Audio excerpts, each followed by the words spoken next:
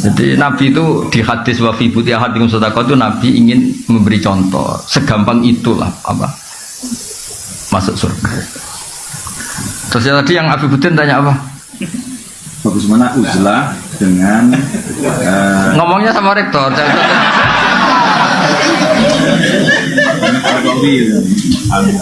Saya termasuk yang sudah uzlah, tapi tadi karena tetap punya kesadaran kitmanul ilmi itu dosa dan tabligh itu wajib, makanya tak ganti. Saya ngaji Rebo itu ya kayak saya nemuin jenengan. Saya sering cerita ke anak-anak saya uzlah itu enggak kena hisab Allah, karena prakteknya saya kalau urusan ilmu itu saya nerima tamu tapi hanya urusan ilmu. Kalau tamu-tamu apalagi adat NU itu kadang kan kacau, maksudnya kacau gini. Kiainya itu istrinya satu, kadang tanya, Gus doain saya istri 4 tuh rukun semua. Aduh. Terus ada kiainya tuh karuan miskin, nggak punya pom. Saya sering punya tamu, nggak. Gus saya ini punya pom 2, doain laku semua. Itu kan bikin kiainya ngetes. Kiainya saya nggak punya pom. Saya itu termasuk kenapa gak terima tamu itu dosanya tamu-tamu yang ngawur-ngawur itu termasuk. Saya sebetulnya termasuk kiai yang mapan ya, tapi mewakili kiai yang tidak mapan. Terus sering kiai kampung komplain saya. Gus bener jenengan Gus, kadang kita mu jangan kurang ajar terus serti aku melarat. Iso kon ndongakno pom, wong aku tuku bensin wae utang. Jadi kadang-kadang kiai desa mau gue jimat tok disangoni 1.000, iki ndongakno toko kolaris ngene-ngene lho. Itu kan pamer halus loh, sebetulnya itu pamer halus. Jadi uzlah itu ya ada sebabnya, dipicu tadi kemarahan-kemarahan sama tamu-tamu itu.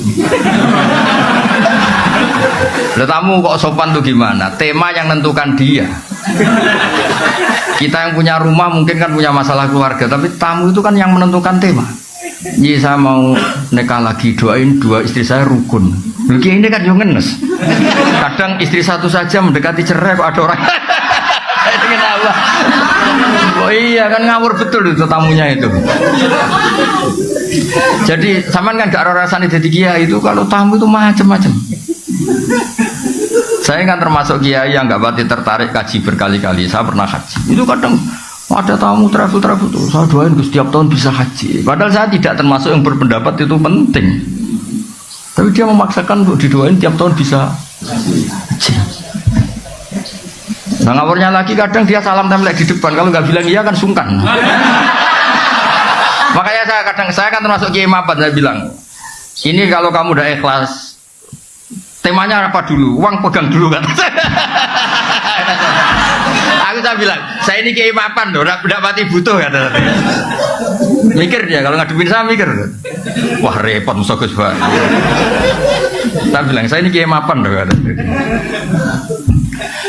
Nah, uzlah itu yang pasti benar adalah menghindari hal-hal yang tidak penting atau yang mengarah ke maksiat. Yang mesti salah menghindari hal wajib.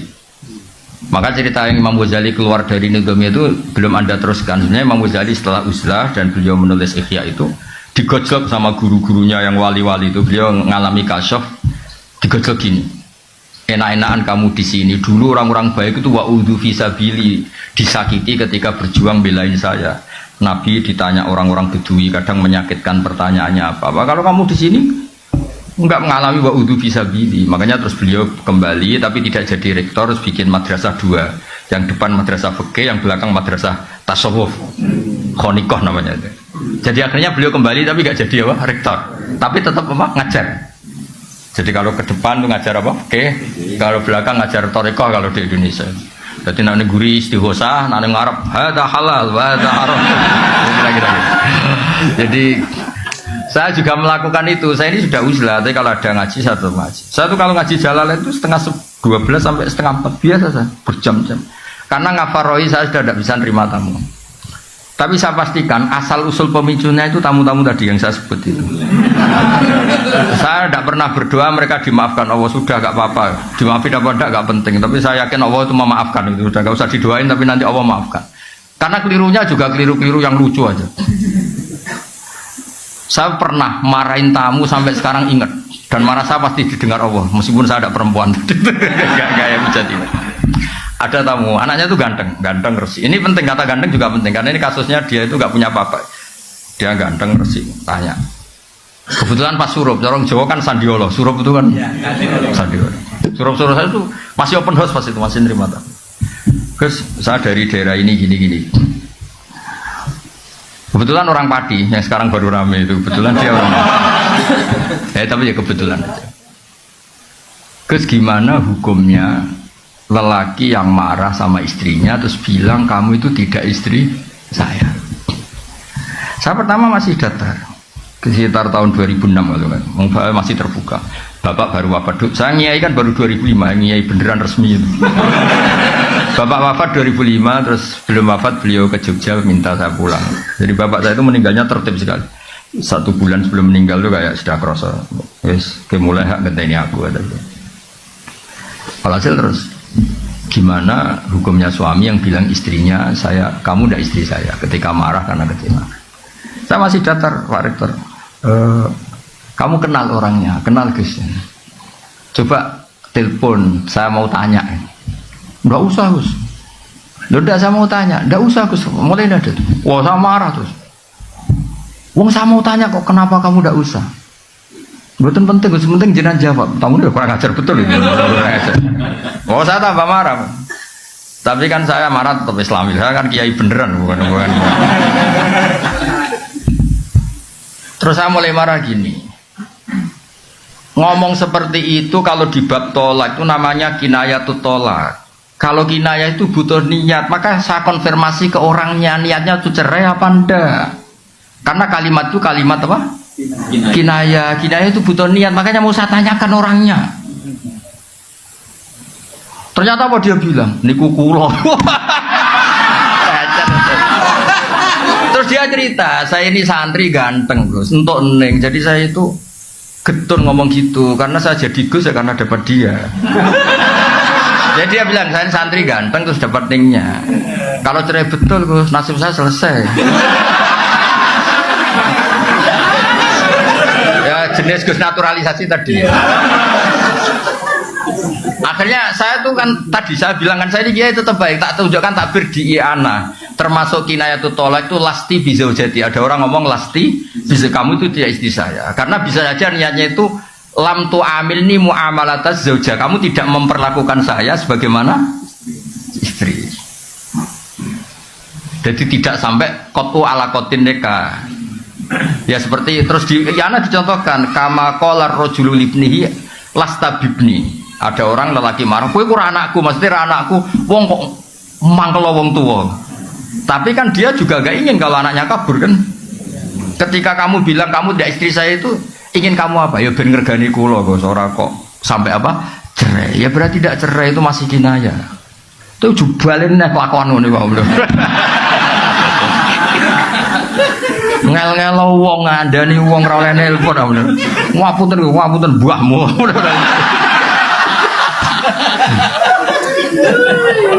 Sampai situ masih baik. Coba orangnya telepon, mau saya tanya. Karena ini urusan kinayah kan tahtaju ilan niyah.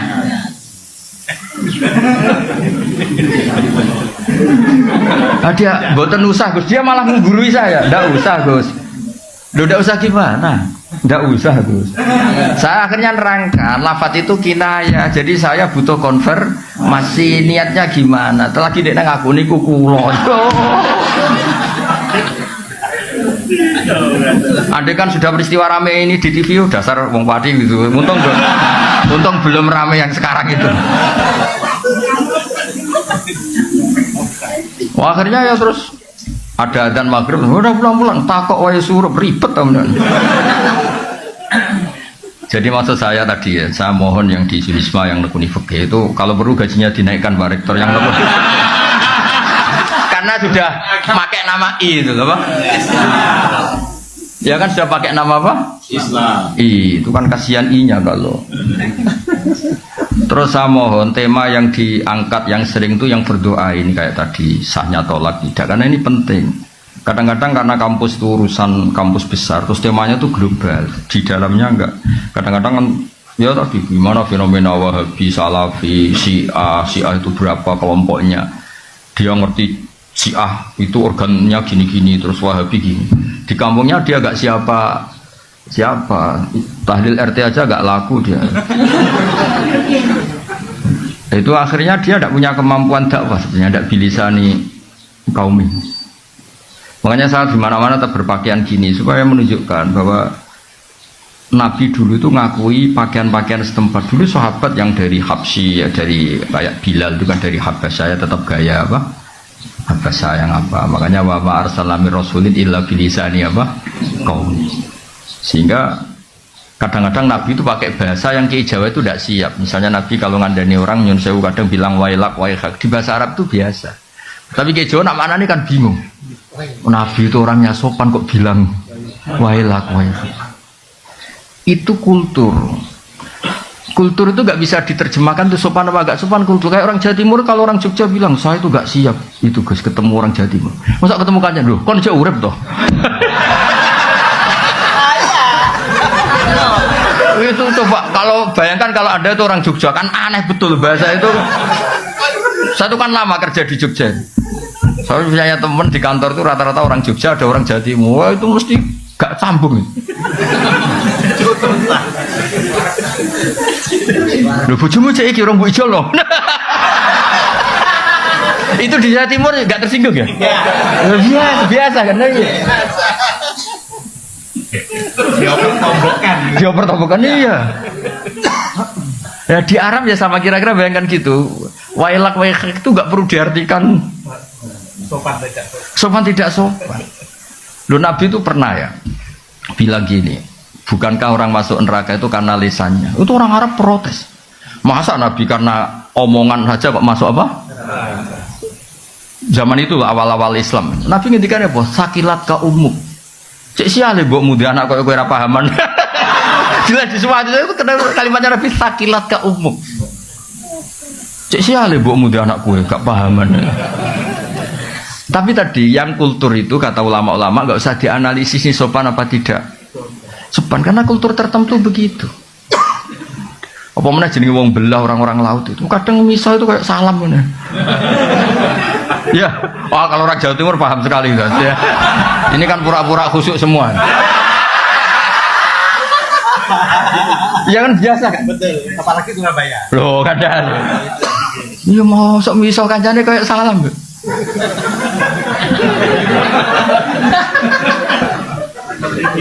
Loh. Iya kan? Makanya ini nekat tanya wafi buti ahadim itu kalau gak orang Jawa Timur gak mungkin. Itu kalau seminar di Jogja gak mungkin kan ada pertanyaan seperti ini. Gak mungkin. Loh saya kan sering ngisi di Jogja gak pernah ada pertanyaan senakal ini gak pernah. Jadi kultur itu iya makanya kalau tadi kenapa ada kata-kata fala ta'khudhu min syai'a karena kultur Arab tuh ngasih mahar itu besar sehingga kalau nekanya 1 bulan merasa rugi harus ditarik kembali lah. Allah butuh menjelaskan jangan karena adatnya besar dan akhirnya ingin menarik. Andai kan Quran turun di Jawa gak ada ayat itu. Murah. Iya kan kepikiran aja ndak. Iya seperangkat alat. Udah gitu belinya di pasar ya. Aduh mau bungkusnya tok yang mewah itu. Ya, jadi itu termasuk saya mohon ini Pak Rektor yang ngurus agama itu gajinya dinaikin itu kalau enggak kasihan itu. Karena pengalaman di beberapa kampus Islam itu fakultas agama itu kan biasanya kecil karena mahasiswanya sedikit atau itu disubsidi sama kedokteran ekonomi. Akhirnya itu lucu yang ahli agama tawaduk sama yang tidak ahli agama. Loh ngaku aja kan gitu. Saya itu kan lama kerja di Jogja, jadi tahu betul kayak gitu tuh. Iya, itu nyata apa teori itu? Enggak itu nyata apa teori? Jadi yang istilahnya apa kalau di Unisba VAI apa? PAI. Oh besar alhamdulillah. Ya itu harus itu. Bilangin aja ini yang mewakili I.